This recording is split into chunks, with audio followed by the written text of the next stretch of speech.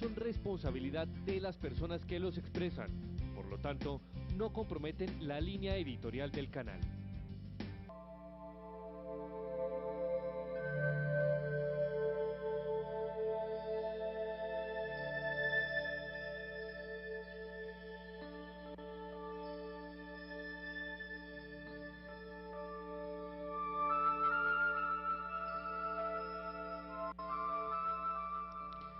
Salmo 6.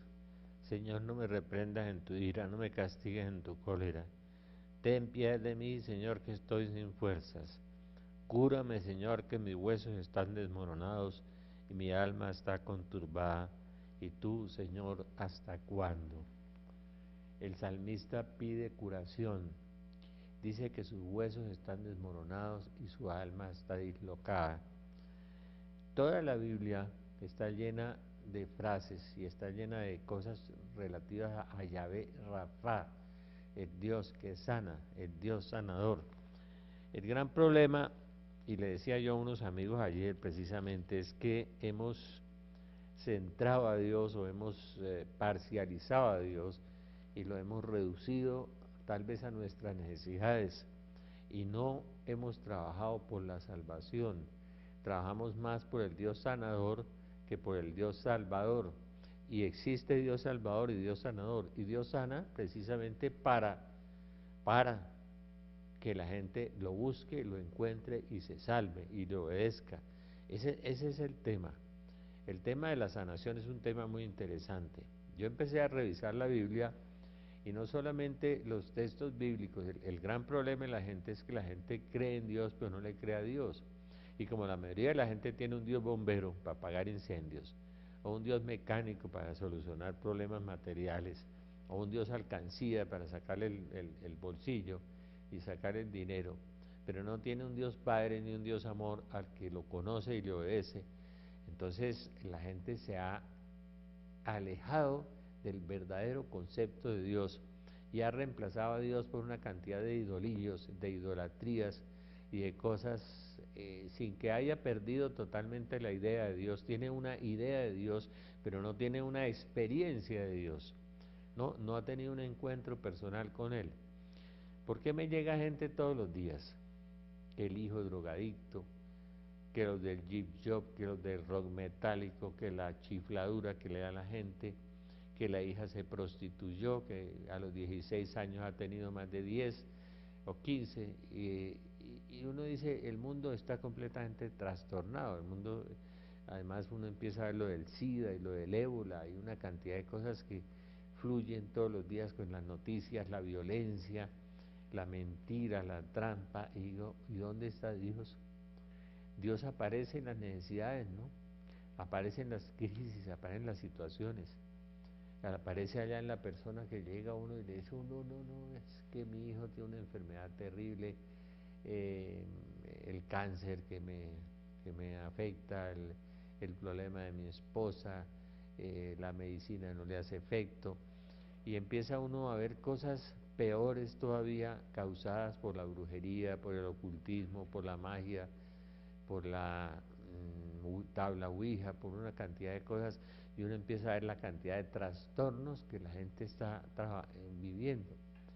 Me decía un sacerdote que tiene una oración de liberación que el Señor le reveló delante del Santísimo, un rosario de liberación que nosotros distribuimos allá en Belén, que ya tuvo que establecer una agenda y solamente atender la gente porque tiene que atender su parroquia, establecer una agenda los lunes de 12 o 14 horas para atender las personas porque las necesidades son terribles.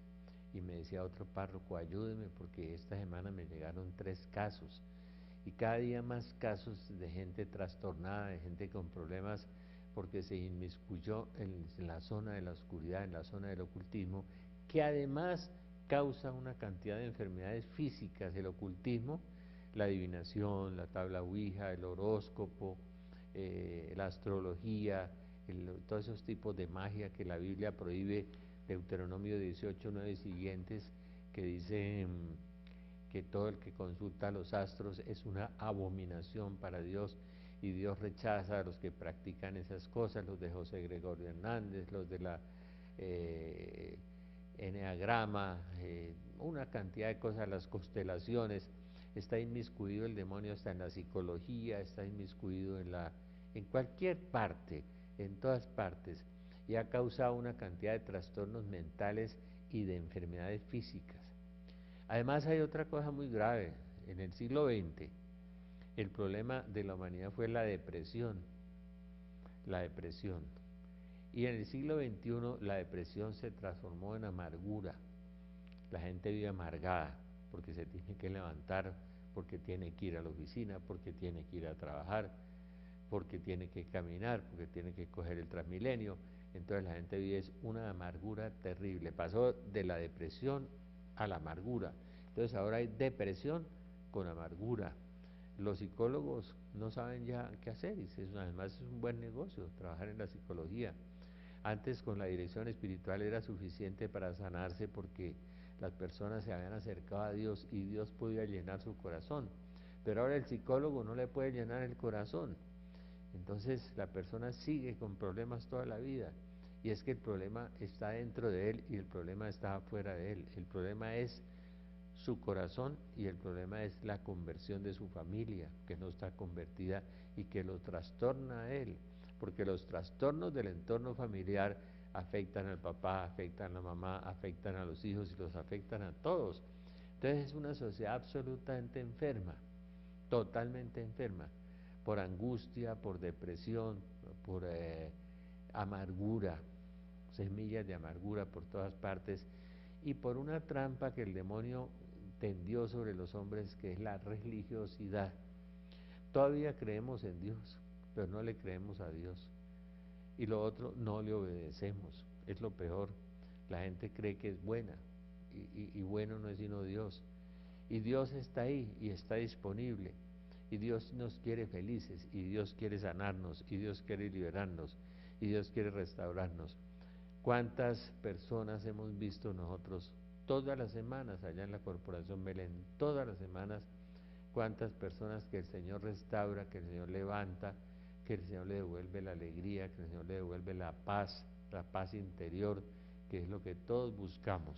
Pues bien, rastreando la Biblia, mirando este Salmo 6, en donde habla de la sanación, el Salmo 6 que habla de la angustia: ten piedad, Señor, porque estoy sin fuerzas, sáname, que mis huesos están desmoronados, desmoronada completamente mi alma. Y tenemos desmoronados los huesos, o sea, el cuerpo enfermo, y desmoronada el alma, el psique enfermo. Resulta que nosotros tenemos cuerpo, alma y espíritu. El cuerpo es el soma, la parte material.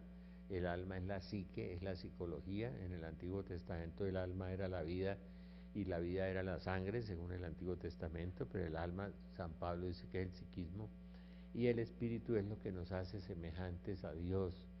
El espíritu hace que nosotros seamos seres espirituales, además de seres corporales. En esa parte somos semejantes a Dios y nos parecemos mucho. Entonces, no es extraño, ¿no?, que estemos enfermos de una de las cosas y pasamos a estar enfermos del resto de las cosas. Uno empieza a ver la crisis del siglo XX y empieza a percibir y empieza a notarse la enfermedad de las personas. Yo subía hoy por la calle mirando los avisos que colocan en las puertas de los negocios y en todas las vallas de los negocios, y dije, esto es una sociedad enferma, porque donde está tu tesoro está tu corazón. Y todo eso que pintan en las paredes y pintan en las puertas y pintan letreros satánicos, cosas absurdas, la ciudad completamente untada, contaminada, perturbada por los dibujos, sucia, turbia. Y uno dice, ese es el producto de las mentes, de lo que estamos viviendo, de la anarquía mental, del vacío mental, de la ausencia mental. La primera causa de la destrucción en la sociedad fue la destrucción de la familia, la división de la familia. Y les voy a decir quién divide. En el libro del Génesis, el demonio divide a Adán y Eva y destruye la primera sociedad familiar, la primera comunión, la primera comunidad, la primera imagen y semejanza de Dios. Adán y Eva contra Dios, ¿no? Y entra el demonio ahí y entra la muerte. El hombre se sintió solo, el hombre se sintió vacío, ¿no? El hombre se escondió de Dios, ¿no? Mire todos los síntomas que aparecen en el libro de Génesis con Adán y Eva. El hombre se esconde, el hombre está solo, el hombre está vacío y el hombre culpa al otro de todo. ¿Qué es esto? Adán, no, es que fue Eva. Eva, ¿qué es esto? No, es que fue la serpiente. Entonces le van echando la culpa al otro, se van exculpando, se van disculpando, se van saliendo de su responsabilidad, se entran a esconderse porque no saben dónde están. Dios le pregunta, ¿dónde estás? Cuando se alejan de Dios, es Dios el que lo busca y le dice, ¿dónde estás? ¿No? Y empieza la enfermedad, y empieza la muerte, empieza la soledad y empieza la ausencia de Dios. Después viene la otra división, ¿no? Abel contra Caín. Entra la envidia que causa otra enfermedad, causa la enfermedad del odio, de la venganza y de la muerte. Entonces Caín asesina a Abel y viene el fratricidio, la segunda división que encontramos en el libro del Génesis. Es bien interesante. Se dividen entre división entre esposos contra Dios, división entre hermanos, ¿no? Y viene la soledad de Caín, que anda vagando por el mundo también, ¿sí? Azotado por su culpa, por el sentimiento de culpa por todas partes. Después aparece la tercera división, la división de los clanes, la de la Mec, en el capítulo 6 del Génesis. Es la partición de la familia, la partición de los clanes, de los grupos familiares que se dividen entre sí. Vamos a hacer un paréntesis un instante.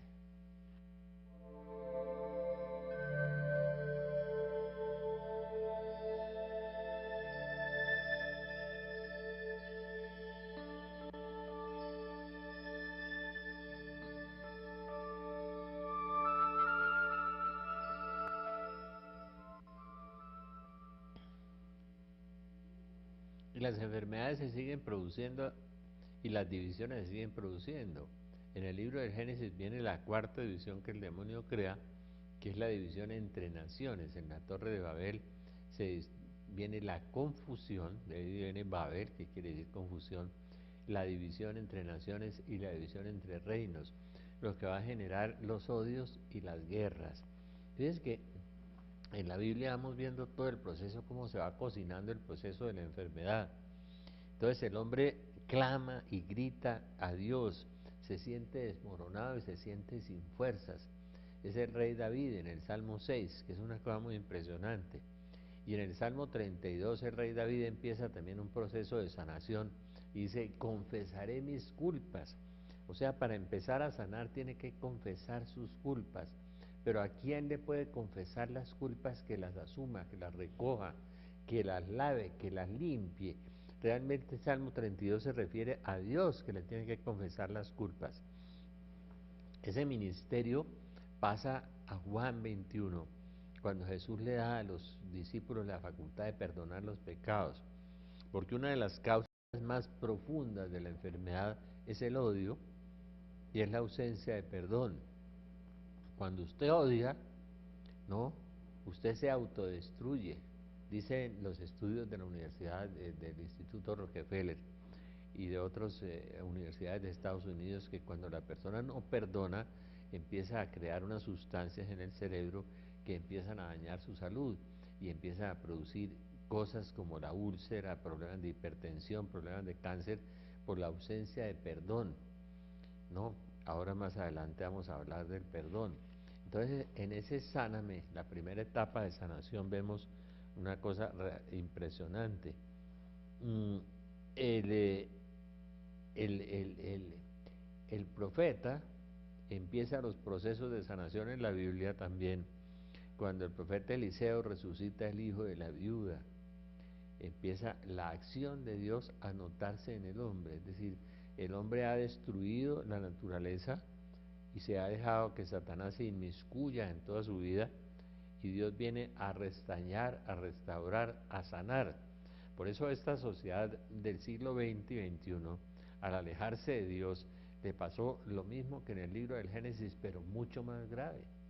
Se alejó de Dios, dejó entrar a Satanás, y no solamente entró el pecado profundamente, sino las desviaciones contra Dios, la desviación homosexual, el homicidio, ¿no? La depresión de que hablábamos, la angustia, el miedo, la guerra. Hemos tenido 200 guerras desde 1930 hasta hoy, y ahora tenemos guerras en los estadios, guerras en las familias, guerras en la sociedad, desplazados, muerte, desolación, soledad, angustia, hijos sin padres, hijos abandonados, y entonces vienen esos vacíos que van generando todos los rockeros vestidos de negro, los Jeep Job o los Big Bob, todos esos que esta semana vi vestidos de mujer, y una cantidad de cosas raras que estoy viendo por la calle, impresionante por el vacío que queda en su corazón del afecto, porque hay una cosa que produce una enfermedad muy grande, que es la ausencia afectiva de la naturaleza. Cuando falta papá, que se fue y nos abandonó, o cuando falta mamá, que se fue a trabajar por necesidad, o se fue a trabajar para tener más o para comprar un carro nuevo, y entonces el hijo lo crió una muchacha o lo criaron en el jardín, entonces el vacío, y el vacío empieza a producir unas heridas emocionales profundas y unos huecos donde Satanás se afinca, se aposenta, se anida. Por eso en los exorcismos encontramos unas cosas tremendas, unos espíritus cardinales que se meten en las heridas de las personas terribles, de los hijos que tienen la ausencia del papá y la ausencia de la mamá, y unos huecos en el alma que no fueron llenados con el amor y que no fueron sanados. Y vemos a Dios que empieza a trabajar, ¿no? Eliseo sana al hijo de la viuda, después Eliseo sana las aguas con un poco de sal, resucita a los muertos, y vemos el clamor en el Salmo 51 del rey David. El rey David ha cometido 5 pecados. Se estaba durmiendo por la tarde, cosa que no debía hacer un rey, se asoma a la terraza, ve a la mujer desnuda del vecino, se enamora de ella, manda al marido al frente de batalla, lo emborracha, se acuesta con ella, cometió 5 pecados el rey David. Y el rey David merece un castigo, y el pueblo de Israel recibe el castigo que el rey tiene. Y el rey David clama misericordia, Dios mío, por tu bondad, por tu inmensa compasión, borra mi delito, lávame a fondo de mi culpa.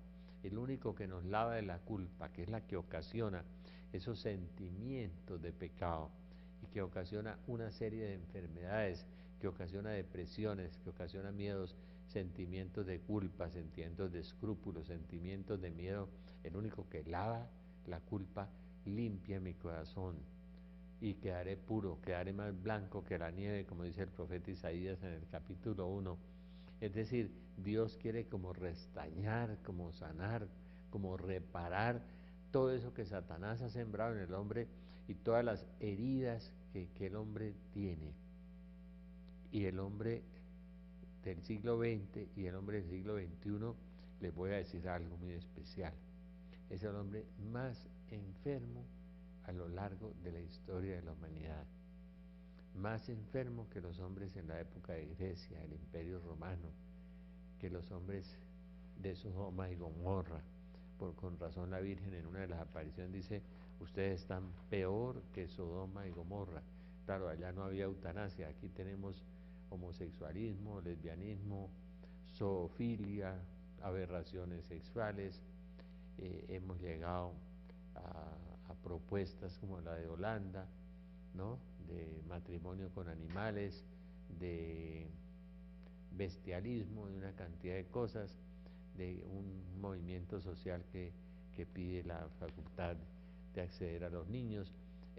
Hemos llegado a una aberración humana tan terrible y a una depravación. Yo me acordaba mucho del padre Stefano Gobi en las revelaciones de la Virgen, que le dice que el SIDA es esa epidemia anunciada en el libro del Apocalipsis, una úlcera maligna se extendió sobre toda la tierra por la depravación del sexo. Y yo creo que estas gripas tan raras, estos ébolas y todas estas cosas, viene la mano también de Dios, también sobre el hombre, porque el hombre se alejó totalmente de la paz, se alejó del amor, se alejó de la armonía, ¿no? Y a veces uno viene y le pregunta a un amigo por qué me pasa esto si yo solamente me fui de la casa 10 años y yo solamente tuve 3 mujeres y yo solamente me emborraché. No, espere a ver, es que lo que ocasionó fue usted unos vacíos muy profundos en su esposa y en sus hijos. Y esos vacíos vienen a ser trastornos y a ser enfermedades. Y Dios sana, y Dios repara, y Dios restaura. Pero usted tiene que hacer una cosa que la Biblia dice 360 veces. Volveos a mí y yo me volveré a vosotros. Volveos a mí y yo me volveré a vosotros. Y Dios hace cosas increíbles. En la segunda de Reyes anticipa el milagro de Jesús de los panes y los peces. Jesús, eso lo hace el profeta Eliseo, cuando multiplica en la alcuza la harina de la viuda durante todo el verano, donde no había agua y no había pan, se va multiplicando y va renaciendo. Eso lo hizo San Juan Bosco, eso lo hizo el Santo Cura, y eso lo estuve yo en México cuando había sucedido con los panes en los tugurios de México, con los tamales donde comieron tamal 360 personas de una olla que tenía 16 tamales y los 16 tamales se quedaron en la olla. Es que Dios es grande, grande y Dios es capaz de todo, pero nosotros lo hemos despreciado, lo hemos aislado, nos hemos retirado de Dios. La mayoría de los colombianos creen en Dios, pero no lo conocen y no le creen porque no lo conocen, no lo han leído. El que no ha leído el Evangelio no conoce a Dios. Puede ser religioso, puede pedirle muchas cosas a Dios, pero no tiene una relación de amor de padre e hijo, y por eso no tiene una respuesta de Dios tampoco, ¿no? Mucha gente llega allá y yo le digo, ¿quiere sanación? ¿Quiere salud? Conviértase, hermano, entréguele su corazón a Jesucristo, entregue su corazón al Padre, entregue su vida y dígale a Dios, mire Señor, yo no te conozco, pero te necesito y quiero amarte, enséñame a amarte, enséñame a amar, lo que decimos aquí todos los días. Si no, usted no va a conseguir nada, usted lo que va a conseguir es amarguras, depresiones, peleas, líos, problemas, enemistades, todo lo que Satanás siembra.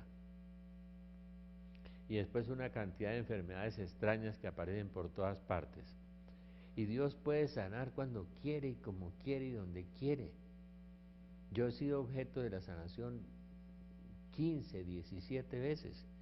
Tengo los exámenes, el Holter con el corazón destruido, el Holter con el corazón bueno a los 20 días después de una oración. Tengo muchos testimonios.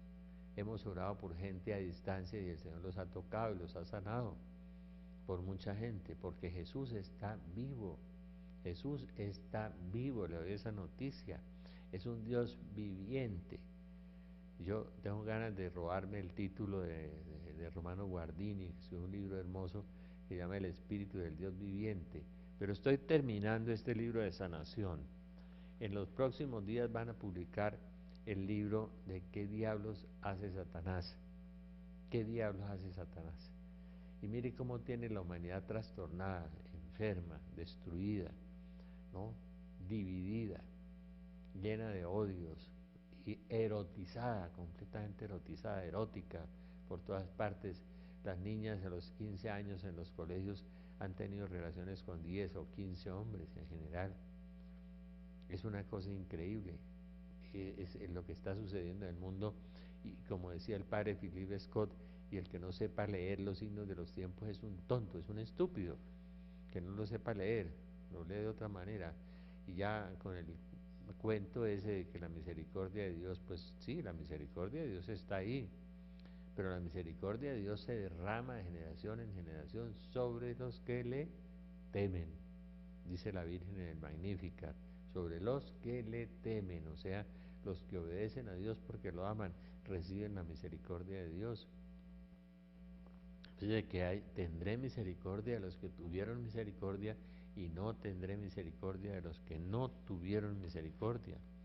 Y sigue en el Antiguo Testamento eh, la sanación a través de los medios y a través de muchos medios. Por ejemplo, la sanación a través de las reliquias.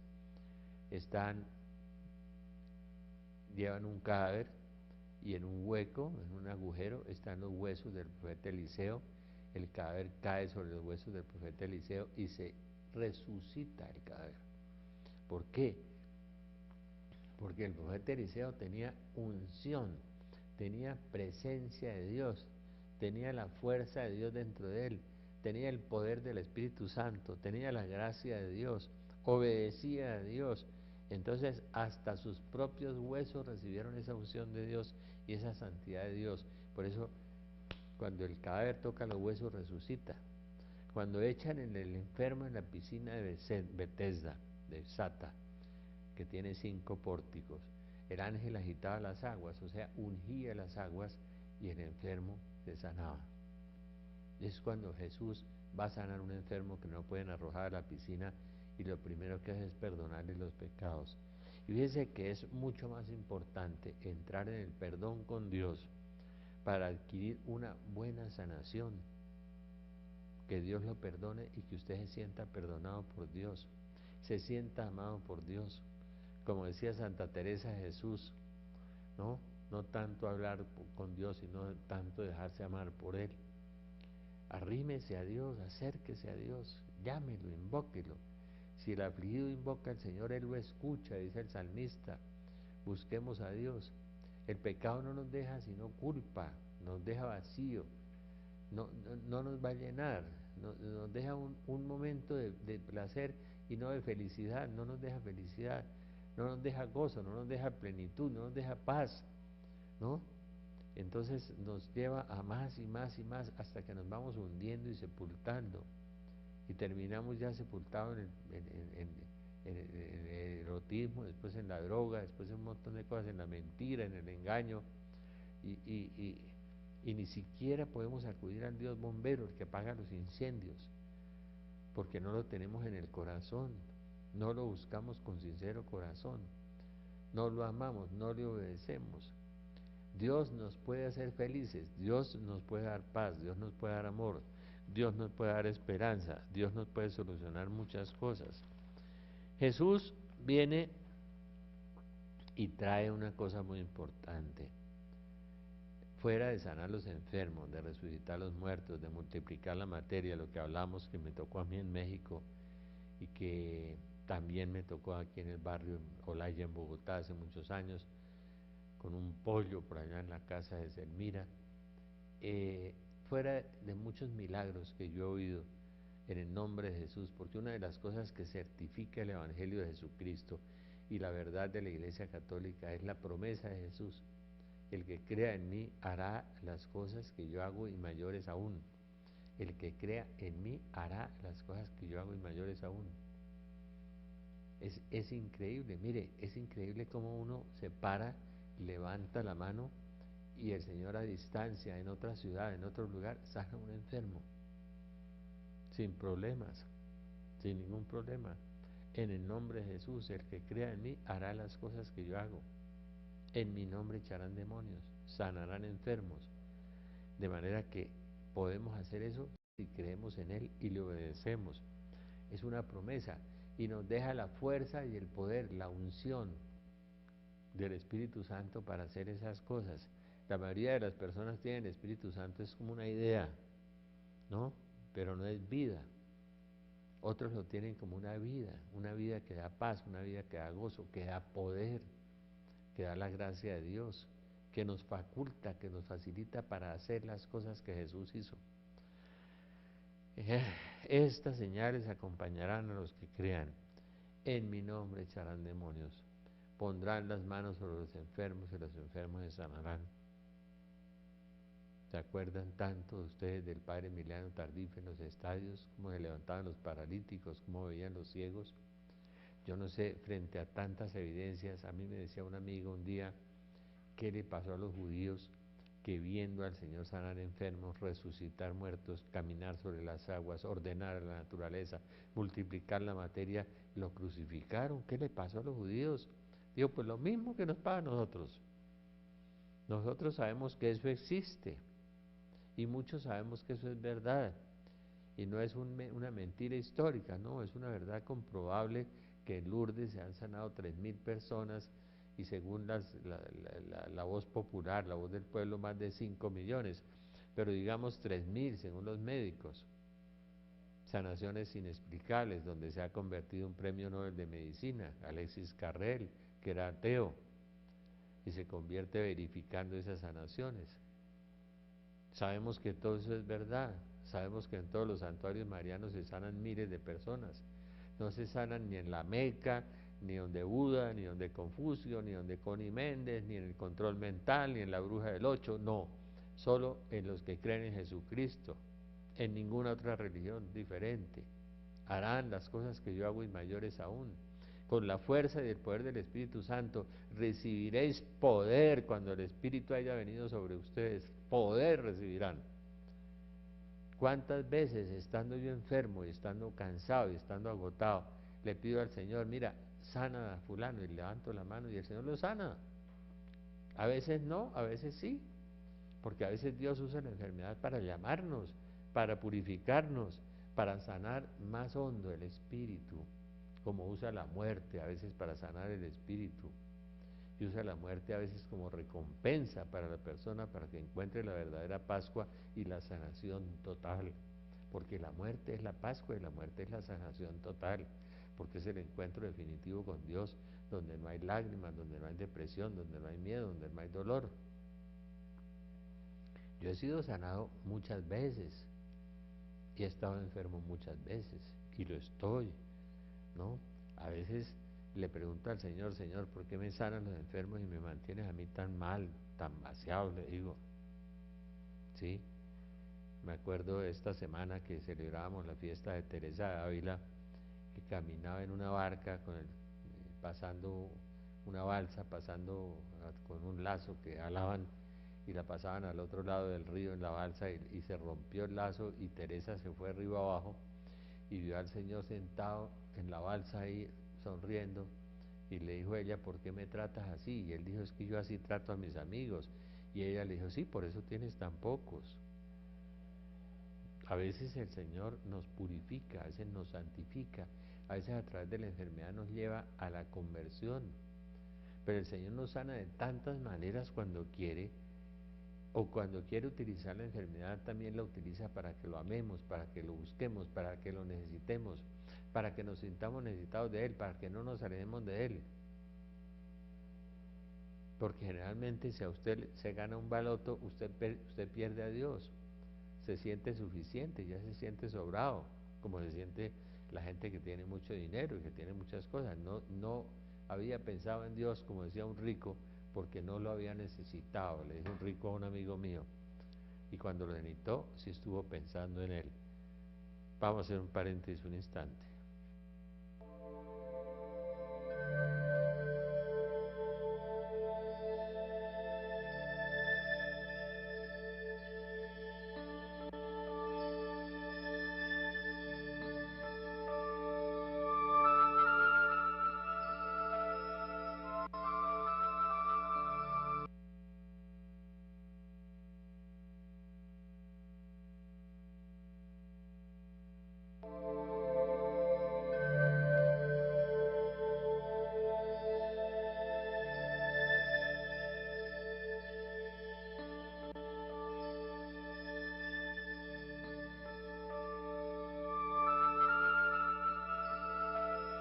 Bien. Dios ama. En el libro del Eclesiástico, en el capítulo 38,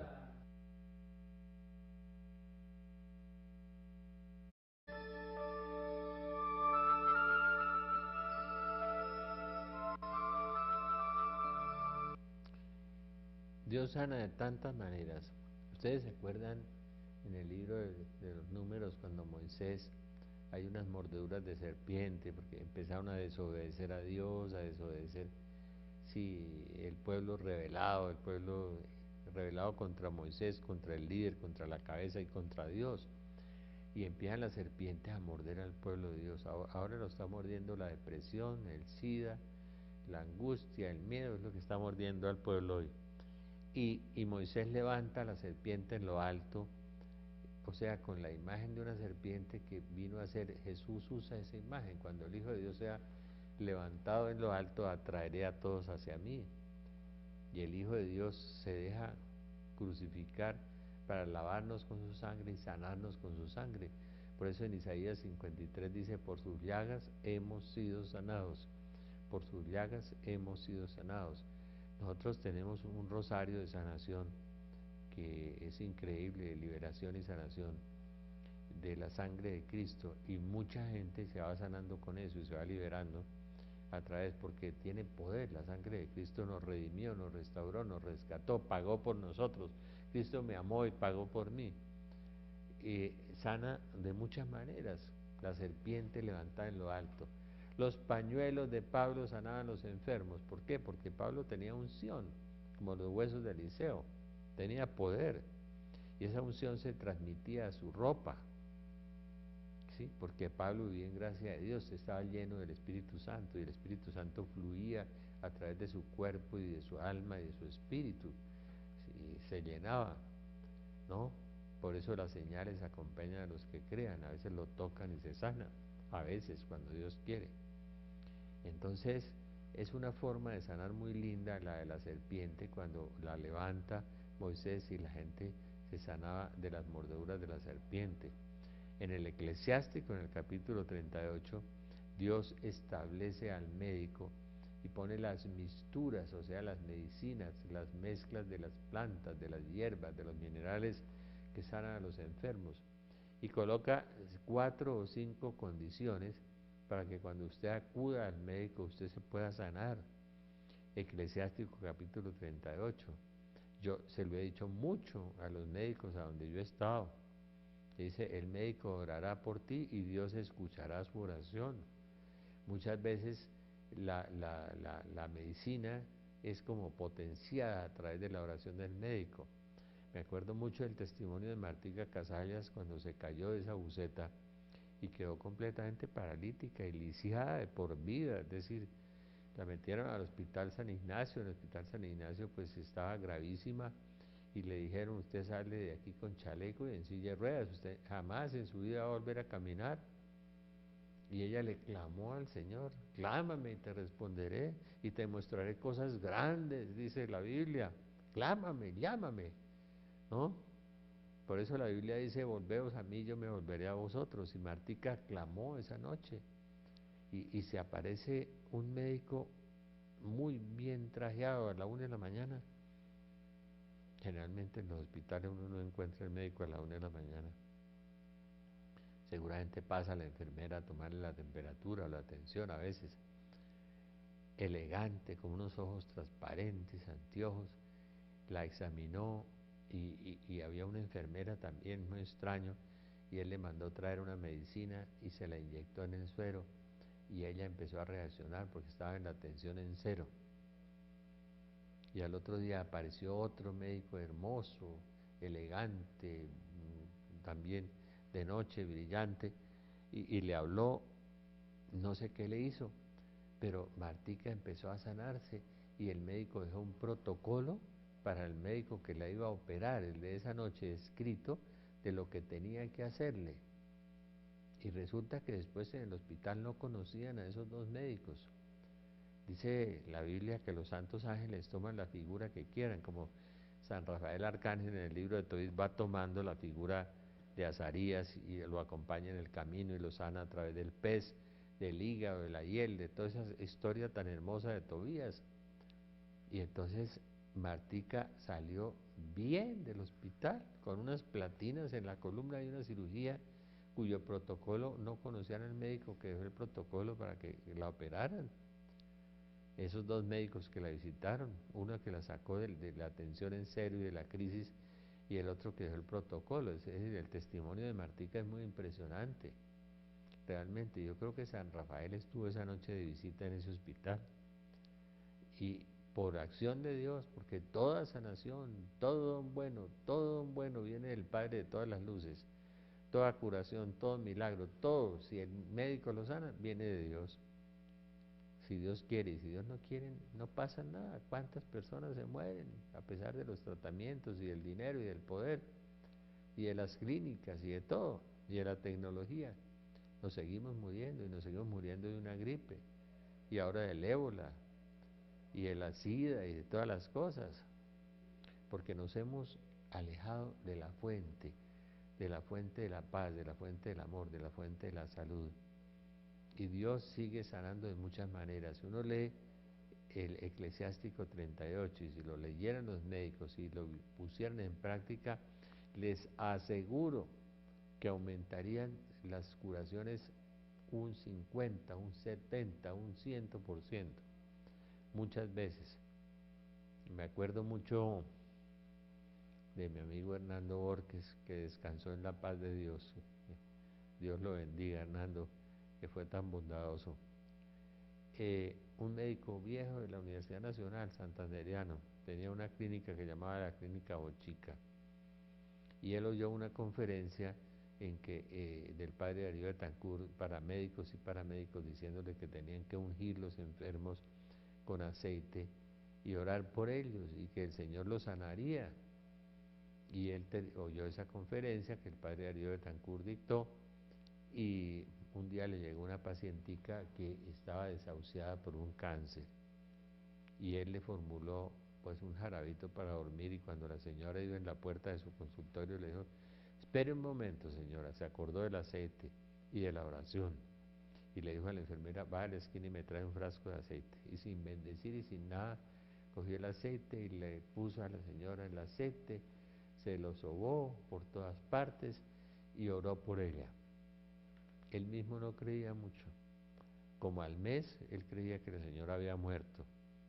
Cuando él regresa al consultorio y la señora tenía buenos colores, tenía buen ánimo, y dijo: venga, señora, yo la examino, y la señora estaba totalmente sana.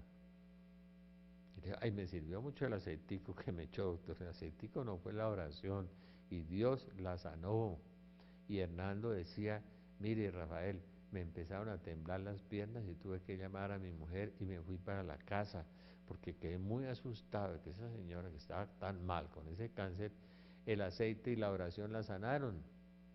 Pues una promesa que Jesús hizo, y es la palabra de Dios, y Dios no falla. El que falla es usted. La fe es la garantía de lo que no vemos y esperamos.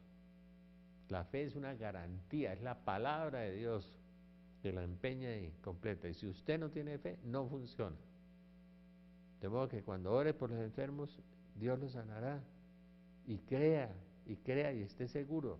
Y si no tiene fe, pídala. La Biblia dice: sin fe no es posible agradar a Dios.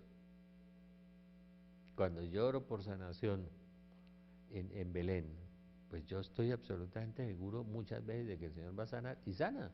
Al que no quiere, no lo sana. De modo que sin fe no es posible agradar a Dios.